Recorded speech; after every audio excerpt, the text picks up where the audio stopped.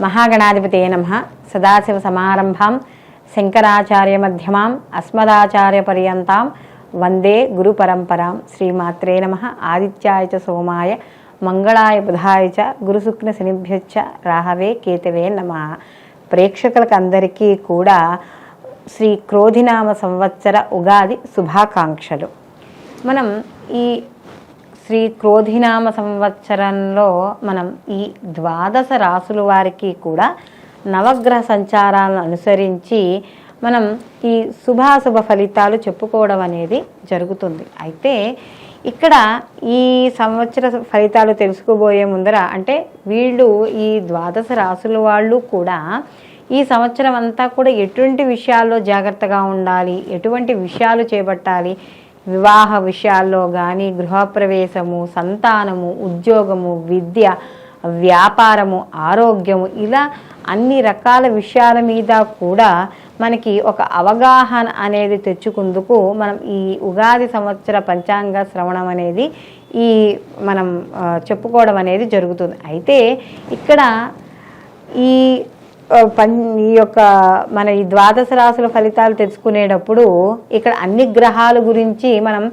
చర్చించుకోవడం అనేది ఉండదు। ముఖ్యంగా సంవత్సరం అంటే ఒకే రాశిలో ఎక్కువ కాలం సంచరించే గ్రహాలు ఏముంటాయో వాటిని మనం బేసిక్గా చేసుకుని ఈ సంవత్సర ఫలితాలు చెప్పుకోవడం అనేది జరుగుతుంది। అంటే మనకి ఈ నవగ్రహాల్లో కూడా నెలకొకసారి మారిపోయే అంటే 27 రోజులకి 45 రోజులకి నెలకొకసారి 2.5 రోజులకు ఒకసారి ఇలా మారిపోయే గ్రహాలు ఎలా ఉన్నాయో, సంచరించే గ్రహాలు మార్పు ఒక రాశి నుంచి ఒక రాశికి సంచరించే గ్రహాలు ఎలా ఉన్నాయో అలాగే నిర్దిష్ట అంటే మనకు ఒక సంవత్సర కాలం పాటు కానీ సంవత్సరం కన్నా ఎక్కువ కాలం ఉన్న గ్రహాలు కూడా ఇక్కడ ఒకే రాశిలో ఉండే గ్రహాలు కూడా ఉన్నాయి। కాబట్టి ఇక్కడ ముఖ్యంగా మనకి గురువు ఒక సంవత్సరం అంతా కూడా ఒకే రాశిలో సంచారం చేయడం అనేది జరుగుతుంది। అలాగే శని భగవానుడు ఒకే రాశిలో 2.5 సంవత్సరాలు సంచారం చేస్తాడు। రాహుకేతువులు ఒకే రాశిలో 18 నెలలు సంచారం చేయడం అనేది జరుగుతుంది। కాబట్టి ఈ యొక్క ఉగాది ఫలితాలు అనేవి ముఖ్యంగా దేశ గోచారానికి సంబంధించినవి, అలాగే ఇటు దేశ గోచారంతో పాటుగా మన యొక్క జన్మ జాతకాలు అంటే గోచార రీత్యా మనం చెప్పుకునే ఫలితాలు। ఈ ఫలితాలు కూడా బేసిక్గా ఈ 4 గ్రహాల యొక్క సంచారాన్ని ముఖ్యంగా మనం పరిగణనలోకి తీసుకుని ఈ యొక్క ఫలితాలు చెప్పుకోవడం అనేది జరుగుతుంది। కాబట్టి మనం ఇప్పుడు ద్వాదశ రాశుల వారికి వీళ్ళకి శుభాశుభ ఫలితాలు ఏ విధంగా ఉంటాయి అనే విషయాన్ని తెలుసుకుందాం। కుంభరాశికి ఈ రాశాధిపతి వచ్చి శని భగవానుడు। కుంభరాశిలోకి ధనిష్ట 3-4 పాదాలు, శతభిషం 1-2-3-4 పాదాలు, పూర్వభద్ర 1-2-3 పాదాలు కుంభరాశిలోకి వస్తాయి। కుంభరాశి వాళ్ళకి రాశ్యాధిపతి స్వక్షేత్రంలో మూల త్రికోణ స్థానంలో సంచారం చేయడం అనేది జరుగుతోంది। అయితే వీళ్ళకి ఈ క్రోధినామ సంవత్సరంలో వీళ్ళకి ఎటువంటి ఆదాయ వ్యయాలు అలాగే రాజ్యపూజ్య అవమానాలు ఏ విధంగా ఉంటాయని చూసుకుంటే క్రోధినామ సంవత్సరంలో కుంభరాశి వాళ్ళకి ఆదాయం 14, వ్యయం 14, రెండు సరిసమానంగా ఉండడం అనేది జరుగుతోంది। అలాగే రాజ్యపూజ్యం 6, అవమానం 1। అంటే వీళ్ళకి నచ్చేవాళ్ళు 6 ఉంటే వీళ్ళని వ్యతిరేకించే వాళ్ళు మాత్రం ఒక్కళ్ళే ఉంటారు। అయితే ఈ కుంభరాశి వాళ్ళకి కానీ శ్రీ క్రోధినామ సంవత్సరంలో ఈ ప్రధాన గ్రహాల యొక్క సంచారం కానీ చూసుకుంటే మే 1 నుండి కూడా వీళ్ళకి సంవత్సరాంతం వరకు కూడా గురువు చతుర్థ స్థానమందు గురువు లోహమూర్తిగాను సంచారం చేయడం అనేది జరుగుతోంది। అలాగే శనేశ్వరుడు కూడా సంవత్సరం అంతా కూడా జన్మరాశి యందు తామరమూర్తిగాను, రాహుకేతువులు సంవత్సరం అంతా కూడా ద్వితీయ స్థానమందు లోహమూర్తిగాను సంచారం చేయడం అనేది జరుగుతోంది। అలాగే చతుర్థ స్థానమందు ఎప్పుడైతే గురువు సంచారం అనేది జరుగుతోందో అప్పుడు కాస్త కొంచెం అంటే ఏవైతే శుభగ్రహం కాబట్టి కాస్త నూతన గృహ నిర్మాణాలు అవి కూడా వీళ్ళకి కాస్త కలిసి రావడం అనేది జరుగుతుంది। అయితే నూతన గృహ నిర్మాణాలు అవి ఉన్నా కూడా కాస్త కొంచెం కఠినంగానే వీళ్ళు వ్యవహరించడం అనేది జరుగుతుంది, కాస్త కష్టపడాల్సి వస్తుంది। అలాగే ఎందుకంటే ఒక ఇల్లు కట్టినప్పుడు మనకి చూడండి ఇల్లు కట్టి చూడు పెళ్లి చేసి చూడు అంటారు। కాబట్టి ఏదైనా ఒక ఇల్లు కానీ ఒక వివాహం కానీ చేయాలంటే దానికి ధనం అనేది చాలా అవసరం। కాబట్టి అలాంటి ఇల్లు ఇక్కడ యోగ్యత ఉన్నా కూడా దానికి తగ్గట్టుగా ధనాన్ని సంపాదించడానికి మాత్రం కాస్త గృహ నిర్మాణానికి సంబంధించినవి కాస్త ఆర్థిక స్థిరత్వం అనేది ఏర్పరచుకోవాలి. అలాగే ఇక్కడ ముఖ్యంగా ఆర్థిక స్థిరత్వం అనేది సాధించాలి, వీళ్ళు సాధిస్తారు కూడా. ఉద్యోగస్తుల విషయాల్లో స్థాన మార్పులు, అలాగే కాస్త ఉద్యోగాల్లో బదిలీలు, ట్రాన్స్ఫర్లు ఇలాంటివి తప్పదు. అలాగే ఇక్కడ ముఖ్యంగా వీళ్ళు ఇంటికి కానీ, స్నేహితులకు కానీ, లేకపోతే కుటుంబానికి కానీ కాస్త దూరంగా ఉండి వీళ్ళు వృత్తి ఉద్యోగాలు చేయవలసి ఉంటుంది. అలాగే ఒక్కోసారి ఎలా ఉంటుందంటే వీళ్ళకి ఒంటరిగా గడపాల్సి వస్తూ ఉంటుంది. అంటే అందరూ ఉంటారు కానీ వీళ్ళు ఏదో వృత్తిపరంగానో ఉద్యోగపరంగానో ఎక్కడికో వీడికి వెళ్తూ ఉంటారు. వాటి వల్ల ఏమవుతుందంటే ఒక ఒంటరిగా ఉన్నామనే ఫీలింగ్ అనేది వీళ్ళలో ఉంటుంది. కాబట్టి అలాంటివి ఇక్కడ కనబడుతూ ఉంటాయి. అలాగే ఇక్కడ ఈ గృహ నిర్మాణాలు చేయడము లేదా స్థిర నివాసాలు ఏర్పరచుకోవడం ఏదైతే పని ఉందో అందులో కాస్త ఎక్కువగా లీనమైపోవడం వల్ల కాస్త అప్పుడప్పుడు కూడా ఈ ఉద్యోగస్థాల్లో స్థాన మార్పులు మరియు పని ఒత్తిడి అనుభవించవలసి ఉంటుంది. అంటే ఇటు ఇల్లు చూసుకోవడం, ఇటు ఉద్యోగము చేసుకోవడం వల్ల శారీరక మానసిక ఇలాంటి ఇబ్బందులు అనేవి ఎక్కువగా ఉండడం అనేది జరుగుతోంది. అలాగే ఉద్యోగస్తులకు కూడా స్థాన మార్పులు అనేవి కాస్త పని ఒత్తిడిని ఇచ్చేటట్టుగా ఉంటాయి. అలాగే ఇక్కడ ఆధ్యాత్మిక చింతనలో ఏదైతే ఉంటుందో దాంట్లో కొంతవరకు కాలక్షేపం చేయడం వల్ల జీవితంలో ఏదైతే ఒడిదుడుకులు ఉన్నాయో ఆ ఒడిదుడుకుల్ని ఏవైతే మనం ప్రయత్నపూర్వకంగా ఏవైతే చేస్తామో దాని పరంగానైనా సరే వాటిని అధిగమించడం అనేది జరుగుతుంది. అలాగే సంపాదన విషయాల్లో కానీ చూసుకుంటే మనకి ఆదాయ వ్యయాలు అనేవి సమానంగా ఉండడం అనేది జరుగుతుంది. అలాగే ఆస్తులు, ఆర్థికపరమైన విషయాలు అన్నీ కూడా కాస్త అనుకూలంగా ఉంటాయి. అలాగే వీళ్ళకి ఆర్థిక సమతుల్యత ఏదైతే ఉందో దాన్ని సాధించడానికి కాస్త ఖర్చులు అధికంగా చేస్తూ ఉంటారు. అలాగే తల్లితో ఏదైతే మీకు సత్సంబంధాలు ఉన్నాయో అవన్నీ కూడా కాస్త ఇబ్బంది పెట్టే అవకాశంగా ఉంటుంది. కాబట్టి అలాంటి విషయాల్లో జాగ్రత్త వహించండి.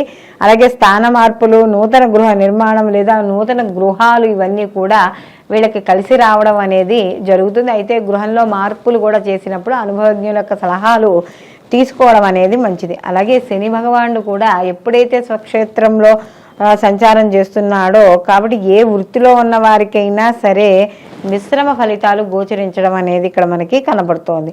అంటే వ్యాపార పరంగా ఏవైతే ఉన్నాయో ఆ వ్యాపారాల్లో కాస్త ఒక్కోసారి బాగా లాభాలు వస్తాయి, ఒక్కోసారి కొద్దిగా నష్టాలు కూడా చవి చూడడం అనేది జరుగుతుంది. అంటే ఈ యొక్క లాభ నష్టాలు ఏవైతే ఉన్నాయో ఉద్దాన పతనాలను పడుతూ ఉంటాయి, అంటే అప్ అండ్ డౌన్స్ అవుతూ ఉంటాయి.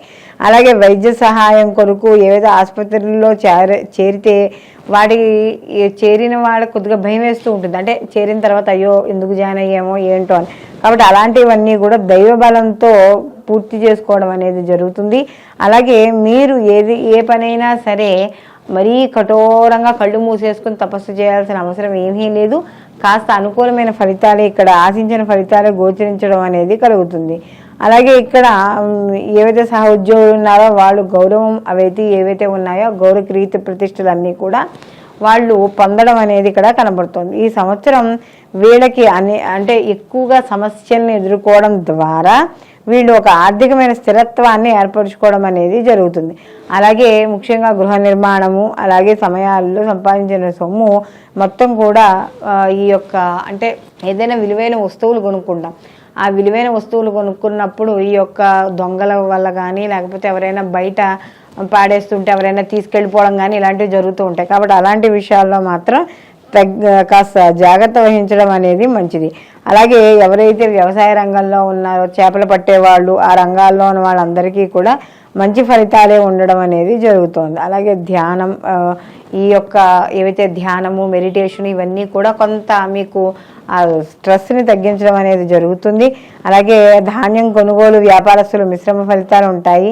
అలాగే వీళ్ళకి ఏవైతే ఈ యొక్క రంగాల్లో ఉన్నారో వాళ్ళందరికీ కూడా సామాన్యంగా కనబడుతుంది. స్థిరాస్తులు ఏవైతే వ్యాపారులు, గృహ నిర్మాణ రంగము వారికి ఎక్కువగా మెరుగైన సంపాదన కావచ్చు, అవకాశాలు కావచ్చు ఎక్కువగా ఉండడం అనేది ఇక్కడ మనకి కనబడుతుంది. ఇక్కడ ఈ రాశి వాళ్ళకి ముఖ్యంగా చూసుకున్నప్పుడు వీళ్ళకి ధన సంపాదన అనుకూలంగా ఉంటుంది.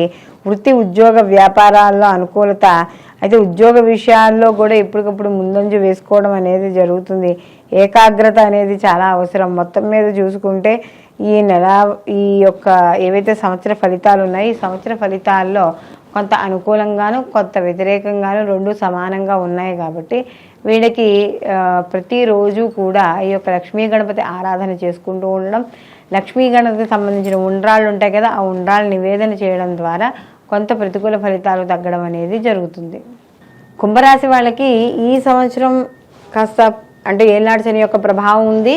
అలాగే మనకి ఈ యొక్క ద్వితీయంలో రాహు యొక్క ప్రభావం, గురుబలం లేకపోవడం, ఇవన్నీ కూడా కొంత వ్యతిరేక ఫలితాన్ని కూడా, అందులో అష్టమ స్థానంలో కేతువు ఇవన్నీ ఉన్నాయి కాబట్టి వీళ్ళకి ముఖ్యంగా ఈ సంవత్సరం అంటే ఈ క్రోధినామ సంవత్సరంలో వీళ్ళు ప్రతిరోజు కూడా వీళ్ళు శివాభిషేకం చేసుకుంటూ ఉండడం, తెల్లటి పూలు దొరుకుతాయి మనకి, ఆ తెల్లటి పూలతో శివుణ్ణి అర్చన చేయడము, అలాగే ఈ యొక్క మనకి అమ్మవారు గుళ్ళు ఉంటాయి ఎక్కడైనా మనకి, అంటే గ్రామ దేవతలు కావచ్చు, లేకపోతే మనకి దుర్గాదేవి కానీ ఇలాంటివి ఉంటాయి, లేకపోతే కనీసం ఏ లలితాదేవనో ఏవో గుళ్ళు ఉంటాయి. మొత్తం మీద అమ్మవారి గుడి దగ్గరికి వెళ్ళి ప్రతి శుక్రవారము కూడా కుంకుమార్చన చేయించుకోవడము, లక్ష్మీ గణపతి ఆరాధన చేసుకోవడం, ఇవి చేసుకోవడం ద్వారా ఈ యొక్క కొన్ని ప్రతికూల ఫలితాలు తగ్గి అనుకూలమైన ఫలితాలు ఈ యొక్క రాశి వాళ్ళు పొందడం అనేది జరుగుతుంది.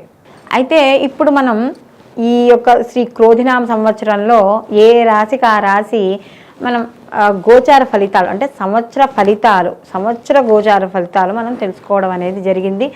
ఇందులో ఎవరు ఏ పనులు చేయొచ్చు చేయకూడదు, అలాగే ఎటువంటి నియమాలు పాటించాలి, అలాగే వీళ్ళు ఎటువంటి స్తోత్రాలు చదువుకుంటే శుభ ఫలితాలను వీళ్ళు పొందడం అనేది జరుగుతుంది. ఇవన్నీ కూడా మనం తెలుసుకోవడం అనేది జరిగింది. అయితే ఇది మనకి సంవత్సర ఫలితాలుగా పరిగణించడం అనేది జరుగుతుంది. అయితే దీనితో పాటుగా మనం ఎవరికి వాళ్ళకి వ్యక్తిగత జాతకాలు కూడా పరిశీలనలోకి తీసుకోవాలి. కారణం ఏమిటంటే ఈ వ్యక్తిగత జాతకాలు ఏవైతే ఉన్నాయో ఆ వ్యక్తిగత జాతకాలకి ఈ గోచార ఫలితాలను కూడా అనుసంధానం చేసుకోవడం ద్వారా పూర్తి సంపూర్ణమైన ఫలితాలని పొందడం అనేది జరుగుతుంది. అంటే ఇక్కడ జన్మజాతక రీత్యా జరిగే మహర్దశలు, అంతర్దశలు, ప్రత్యంతర్దశల ద్వారా వ్యక్తి యొక్క జాతకంలో వచ్చే మార్పులు, ఆ యొక్క ఫలితాలని ఈ యొక్క గోచార ఫలితాలకి ఈ గోచారంలో ఉండే గ్రహాల యొక్క స్థితిగతులుగా అనుసంధానం చేసుకుంటూ అప్పుడు పనులు ముందుకు చేయడం ద్వారా మీరు చేపట్టే పనుల్లో తప్పనిసరిగా విజయం సాధించడం అనేది జరుగుతుంది. సర్వేజన సుఖినో భవంతు, లోకా సంస్థ సుఖినో భవంతు.